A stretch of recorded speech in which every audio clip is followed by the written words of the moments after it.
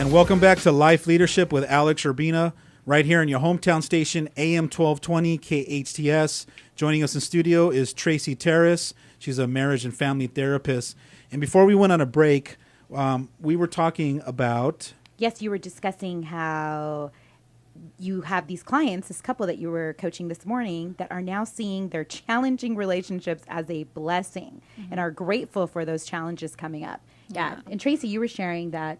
Yeah, when Alex was talking about that, I was thinking about love and how that is actually, a reflection of love, to be able to see that the other person is a blessing and the other person is here for the purpose of helping me to see where I need to grow and where I need to change. And off the air, we were talking about love, and I brought up how, most people, because Alex, you were saying that most people will see themselves as loving. And yeah, when you bring that up, it's like for me, when you bring up about love, I think if you got 20 people and asked them all if they consider themselves loving, I think you're going to get 20 out of 20. They're going to say, I think I'm a loving person. Right. But I believe there's different levels of being loving and being loved. Yeah, and there are, and it's like when people think that they're a loving person, they're probably right. There's 3 different kinds of love. The Greeks have 3 definitions. One is philios, and that's friendship, and you can have friendship with your friends, but also in your marriage partnership. True. Eros. So let's break this down just a little bit. So friendship love, is that more like I love you kind of from a distance, but I'm not going to let you all the way in? No, it's more of a family type love, like a community. Got it. Like I love my neighbors. I have a love for my community. Or your family. Okay, or your got family it. members. All right. And just being in friendship with your partner. And then eros is the intimacy, the sexual love.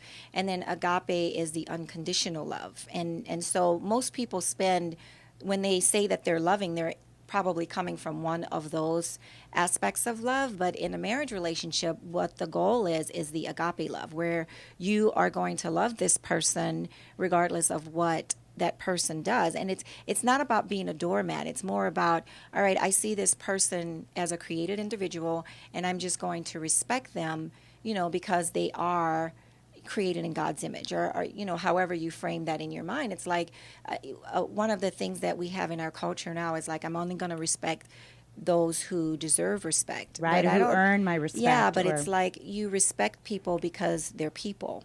Regardless of how they are coming across, it's about, you doing your end, you doing your part. And it goes back to what we were talking about earlier with regards to in a marriage relationship, if each partner is looking out for the well-being of the other, then everyone gets taken care of. If I'm just looking out for, to get mine and he's looking out for what he can get, then chances are there's not going to be a lot of care and a lot of love, definitely not any of the agape love going on. So what I hear you saying, Tracy, then is that the agape is really the goal for your marriage relationship. And it's hard. But is it also the goal for all relationships? Is that what we want to have with all people? We want to have that unconditional love? Yeah, just loving people just because they are people, giving them the respect and the time and attention, just because they're people, not because of what they've done for you or what you can get out of them. And it's really hard. I think one of the most powerful things that this couple client this morning said was,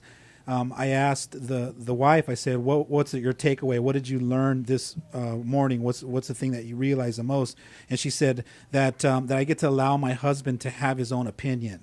Wow. And when she said that, she got that, people can have their own opinions and I don't have to defend myself. I don't have to prove that I'm right. Or attach yourself to it. Yeah. And what a freedom, a place of freedom came when I saw her say that. It was almost like this light switch clicked on where she goes, I get to allow my husband to have his opinion. And it was like instantly it clicked for her. Like I can, my life can be so much freer and there could be so much peace if I just allowed other people to have their opinions. Isn't that beautiful? Absolutely. Very beautiful, yeah. Absolutely. So let's do a little takeaways on what happened last hour. Yes, we've had a great conversation here with Tracy. Thank you so much for being here. You're welcome. So some of the takeaways today, especially talking about relationships, is number one is we get to be 100% responsible for all our relationships. So that means that we take responsibility, not being in victim mode, but coming from a place of I'm responsible, therefore I can do something to change this relationship. So what or about the make it better. 50-50? You give 50, I give 50. Yeah, no, it's not about 50-50, right? It's I give 100% and you give 100%.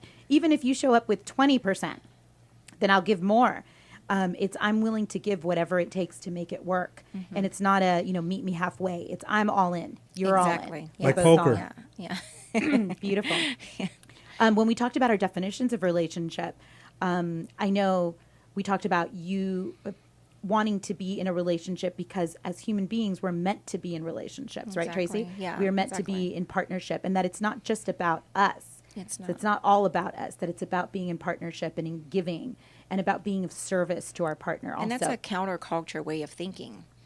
Yes. And Alex, you were talking about relationships being a way for you to experience yourself, for you to get feedback, for you to have breakthroughs, for you to actually experience yourself in relationship. And for me, relationships are about breakthroughs and actually experiencing growth, which I think is fabulous. Yeah. And powerful. That's how we grow, is in relationships. Thank you again, Tracy, for being here. It's a pleasure and it's an honor to have you on the show. Thank you so much. Thank you so much for having me. Well, we're here every Monday from 1 to 2 p.m. Thanks for joining us on Life Leadership with Alex Urbina. Stay tuned for The Real Side with Joe Messina right here in your hometown station, AM 1220 KHTS.